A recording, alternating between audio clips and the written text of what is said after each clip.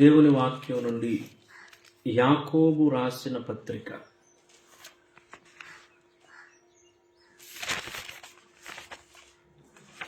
యాకోబు రాసిన పత్రిక 5వ అధ్యాయము 13వ వచనాన్ని చదువుదాం. మీలో ఎవనికైనాను శ్రమ సంభవించిన అతడు ప్రార్థన చేయవలెను. ప్రార్థన చేసుకుందాం. స్తోత్రం స్తోత్రం స్తోత్రము స్తోత్రము. పరిశుద్ధుడు పరిశుద్ధుడు నిత్య నివాసి ఈ శుక్రవారం ప్రభువా ప్రార్థనలో నీ ప్రియులైన మేమందరము కలుసుకునే కృప మీరు మాకు ఇచ్చారు. వందనాలు ప్రభువా.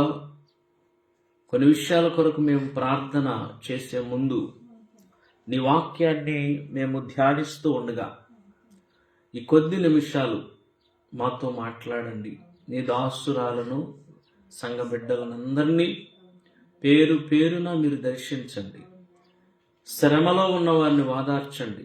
శ్రమలో ఉన్న వారితో మాట్లాడండి, బలపరచండి. 2024ను మీరు మాకు ఇచ్చారు. వందనాలు ప్రభువా. నీ కృపలో భద్రపరచమని, నీ వాక్యము మాకు దయచేయమని యేసు పరిశుద్ధ నామాన్ని అడుగుచున్నాం తండ్రి. ఆమేన్. ఆమేన్. మత్తయి సువార్త 5వ అధ్యాయము 13వ వచనంలో మనం ఆ వచనాన్ని చదువుకున్నాం. మీలో ఎవనికైనాను శ్రమ సంభవించిందా అతడు ప్రార్థన చేయాలి. దేవునికి స్తోత్రం. దేవుని పిల్లలకు శ్రమ రావచ్చా? ఏమా వస్తుంది. దేవుడు వస్తుందని చెప్పాడు. 91వ కీర్తన అంతా మనకి లిస్ట్. వేటకాని, ఒరి, తెగులు, బాణం అన్నీ వస్తాయని చెప్పాడు.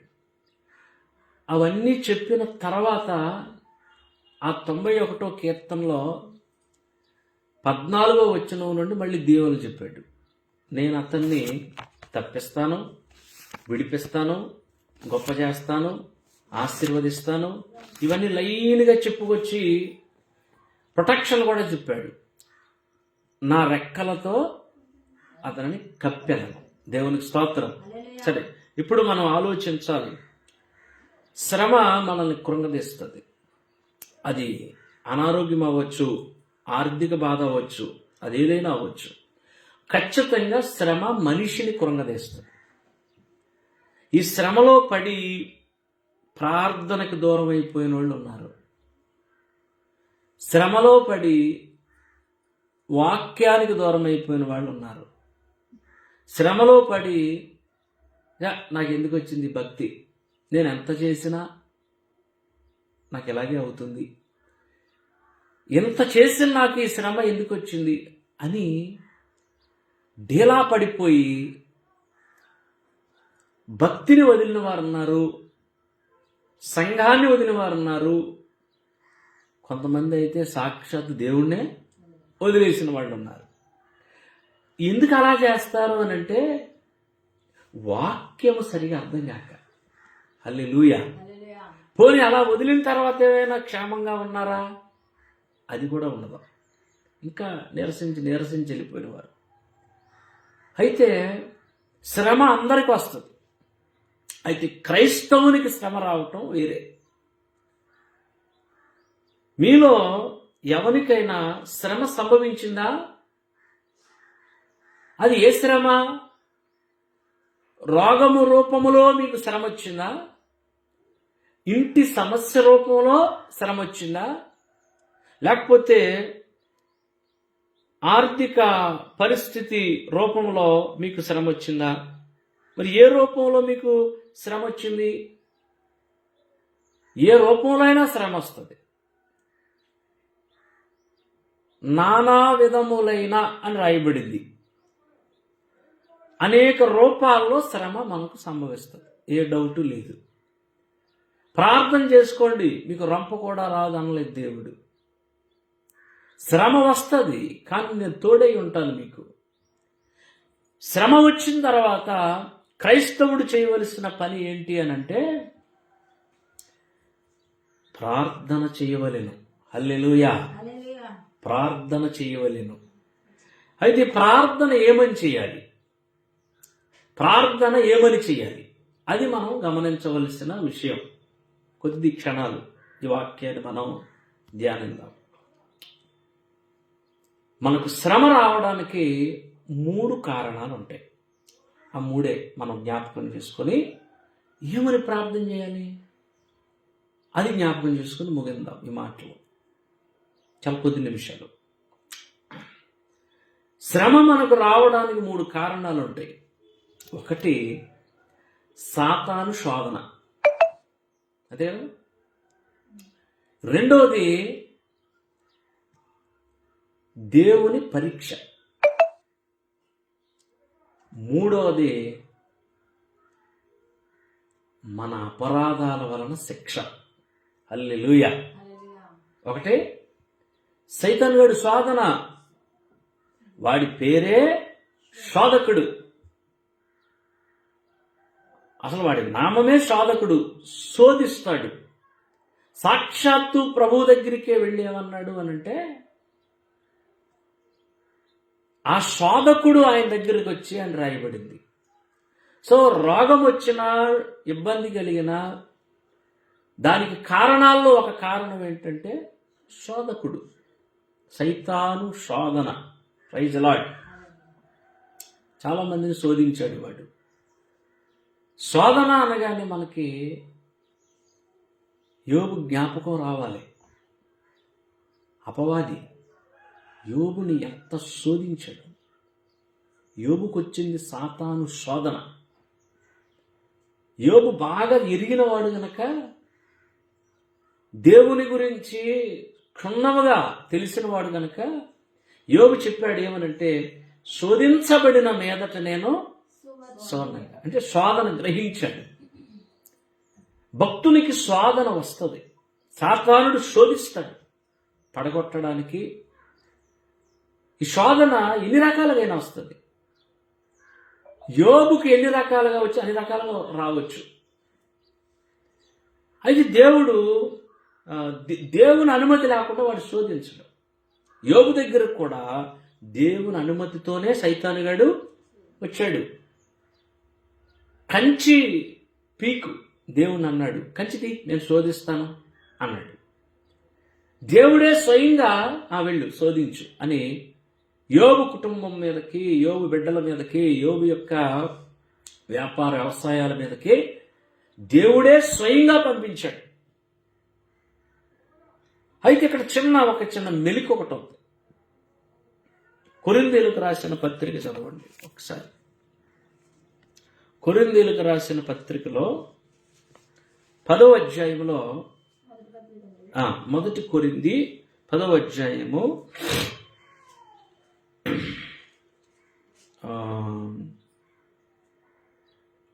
12-13 చదువుదాం. తాను నిలుచుచున్నానని తలంచుకొనివాడు పడకుండా ఉండునట్లు జాగ్రత్తగా చూసుకోవాలి. విశ్వాసులైన మనం, నేను బాగా ప్రార్థన చేసుకుంటున్నానులే, మిగతా విశ్వాసుల మీద నేను బెటరేలే, పర్వాలేదులే అని అనుకొని తృప్తి పడుతూ ఒకటి జాగ్రత్త పడాలి. మనం పడిపోకుండా జాగ్రత్త పడాలి. హల్లెలూయా. ఆత్మీయ జీవితంలో నేను పడిపోయానో లేదో నాకు దేవుడికి తెలుసు. మన భార్యకి తెలియదు, భర్తకు కూడా తెలియదు, పిల్లలకి తెలియదు, తల్లిదండ్రులకు తెలియదు, పాస్టర్లకు తెలియదు, సంఘస్థులకు తెలియదు.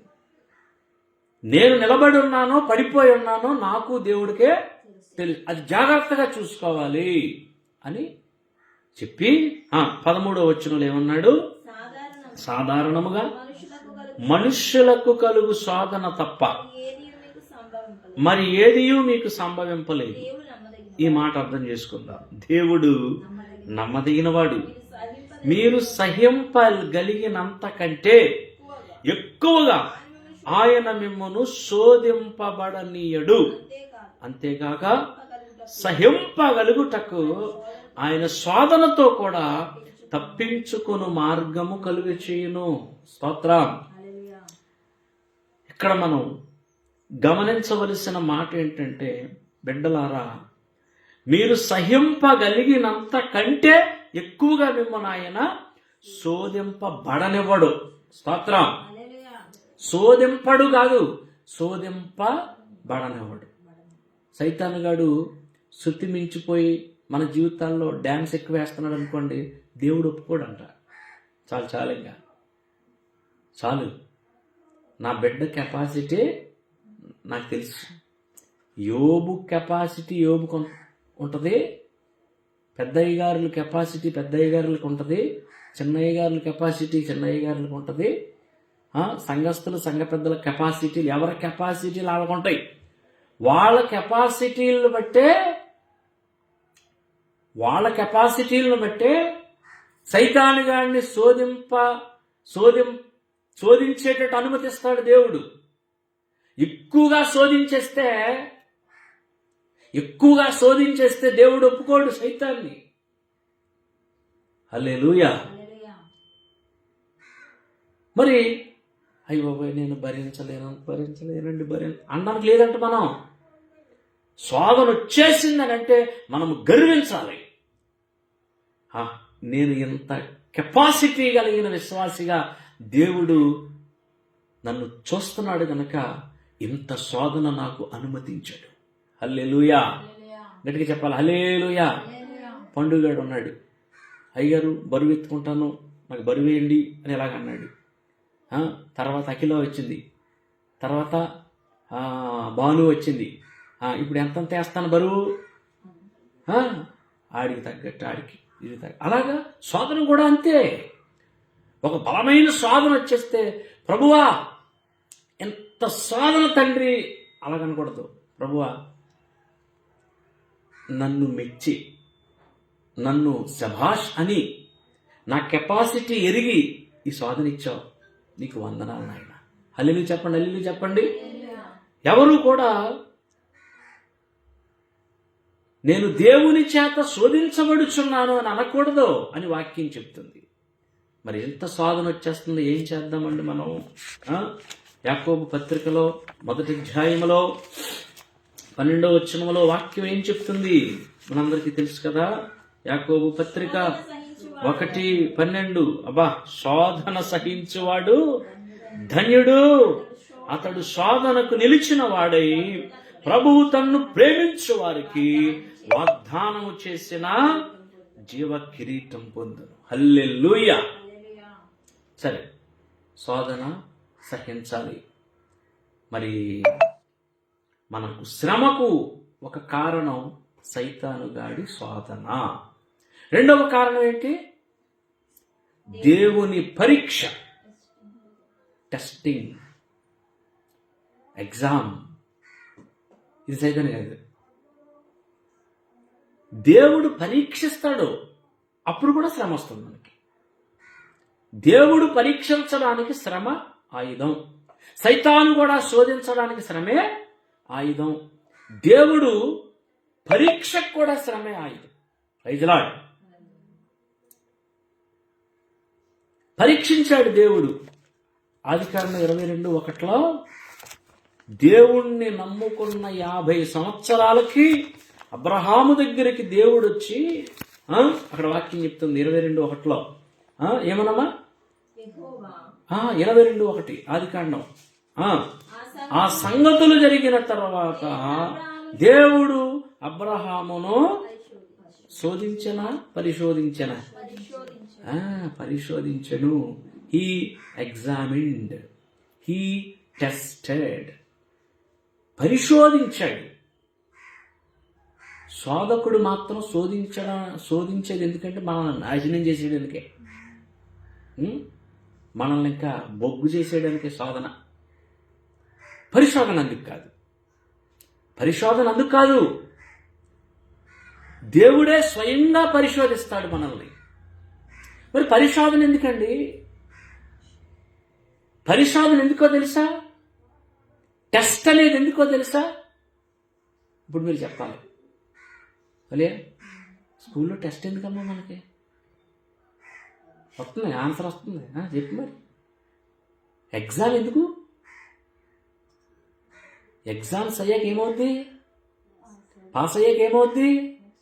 నెక్స్ట్ క్లాస్కి వెళ్తాం. అందులో పాస్ అయితే చివరికి మనకు వచ్చేది గవర్నమెంట్ జీతం. Praise the lord. టెస్ట్ ఎందుకు? ముందున్న ఆశీర్వాదానికి, మనల్ని స్వతంత్రులుగా చేయడానికి. టెస్ట్ అనేది ఎందుకు పెడతాడు దేవుడు? ముందున్నటువంటి ఆశీర్వాదానికి మనల్ని వారసులు చేయడానికి. అందుకే పరీక్షలో మనం చాలా ఓర్పుతో ఉండాలి. యాకోబు పత్రిక తెరిచే ఉంచారా? 1 అధ్యాయంలో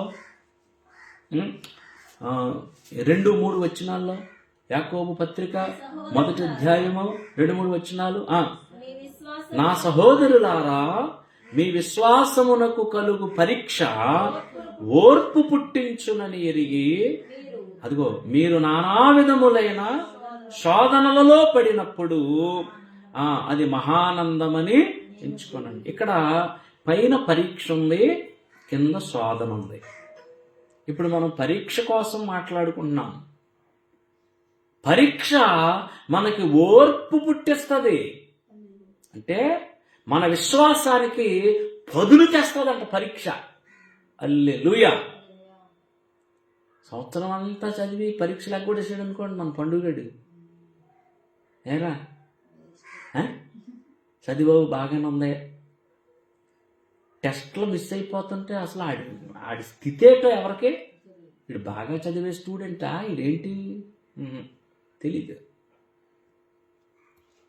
పరీక్షలో మనం గెలవాలి, పరీక్ష బాగా రాయాలి. అది పరీక్ష మనకి పెట్టినప్పుడు పరీక్షలో ఉత్తీర్ణులవ్వ అంటే పరీక్ష బాగా రాయాలి. సరిగ్గా ఈ పరీక్షా కాలములోనే బాగా మనం కథం తొక్కాలి.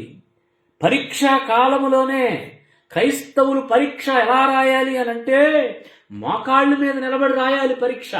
Praise the Lord. క్రైస్తవుల యొక్క పెన్ను ఈ కన్ను, క్రైస్తవుల యొక్క ఇంకేంటి అంటే కన్నీరు. హల్లెలూయా, దేవునికి స్తోత్రం.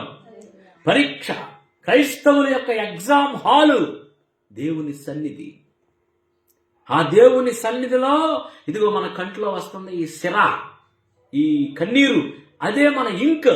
దాంతోనే మనం పరీక్ష రాయాలి. బాగా రాయాలి పరీక్ష, బాగా రాయాలి పరీక్ష. ఈ పరీక్ష బాగా రాయాలనే పరీక్ష పెట్టేది. దేవుని వాక్యంతో దగ్గర సహవాసం చేస్తూ ఇంకా దేవునికి దగ్గర అయిపోతూ ఈ పరీక్షలో. సరే, విషయానికి వస్తున్నా. మనకి శ్రమ కలుగుద్ది. ఎలా వస్తుంది శ్రమ అంటే, ఒకటి సాతాను శోధన, రెండోది దేవుడు పెట్టే పరీక్ష. ఇక మూడోది అసలైంది ఏంటంటే మన అపరాధముల వలన మనకు శ్రమలు వస్తాయి. హల్లెలూయా చెప్పండి ఒకసారి. మన అపరాధముల వలన మనకు శ్రమలు వస్తాయి. ఏ అపరాధమైనా అవ్వచ్చు. అయ్యా నేను దొంగని కాదండి, అయ్యా నేను వ్యభిచారిని కాదండి, అయ్యా నేను నరహంతకుణ్ణి కాదండి బాబు. దేవుడు అంటున్నాడు, నీవు దొంగవే, నీవు నరహంతకుడివే.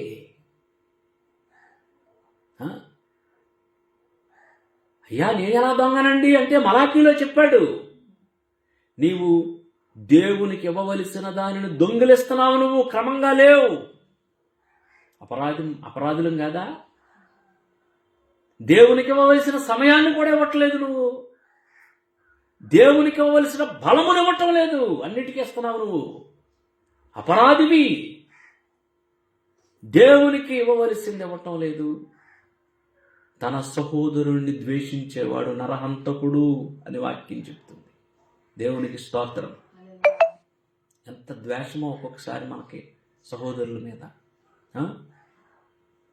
ప్రేమించలేకపోతున్నాం, ఒక్కోసారి గర్విష్ఠులం అవుతున్నాం, హెచ్చింపు వచ్చేస్తుంది మనలోకి, హెచ్చించుకుంటున్నాం.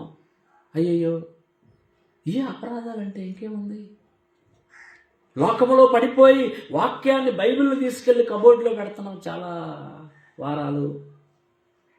పేరుకు మాత్రం ఏదో అలాగా భక్తి చేస్తుంది, దీన్ని అపరాధాలే. మరి దేవుణ్ణి నమ్ముకున్న తర్వాత దేవునితో మనం సంపూర్ణముగా గడపకపోతే మరి దేవునికి కోపం రాదా? అందుకు వస్తాయి శ్రమలు. సరే, ఇప్పుడు చాలా శ్రమల్లో మనం ఉన్నాం, ఏదో ఒకటే శ్రమల్లో ఉన్నాం. మీలో ఎవరికైనా శ్రమ సంభవించిందా? వాడు ప్రార్థన చేయాలి. హల్లెలూయా చెప్పండి, హల్లెలూయా చెప్పండి, హల్లెలూయా చెప్పండి.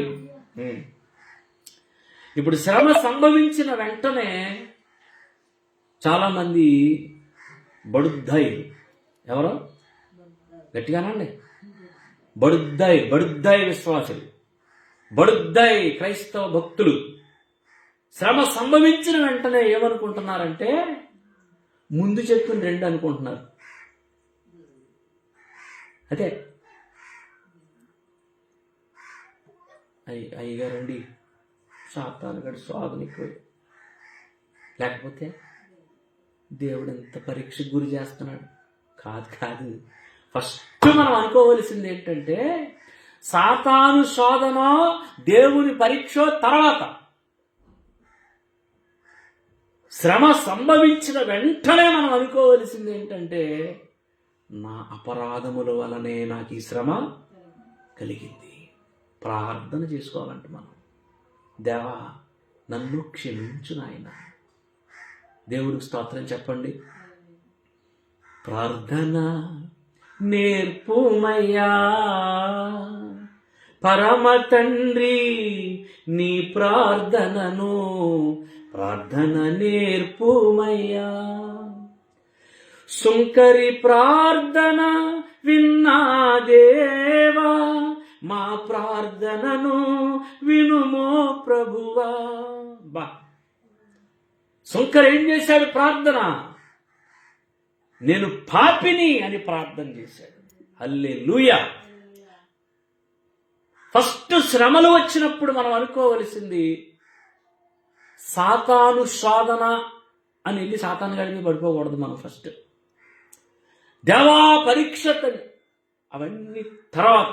ముందు మనం ఏమనుకోవాలంటే నా అపరాధం, నేను సరిగ్గా వాక్యాన్ని పాటించకపోవటం వల్లే, నేను సరిగ్గా దేవునితో గడపకపోవటం వల్లే, నేను సరిగ్గా దేవుని కార్యాలు చేయకపోవటం వల్లే ఈ శ్రమేమో.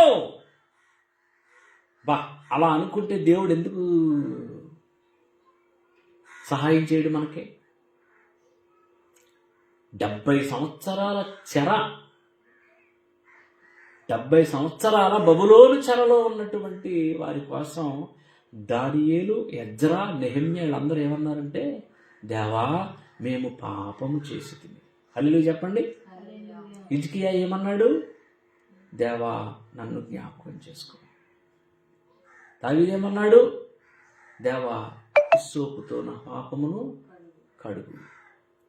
మీలో ఎవరికైనాను శ్రమ సంభవించిన అతడు ప్రార్థన చేయాలి. ఏమని?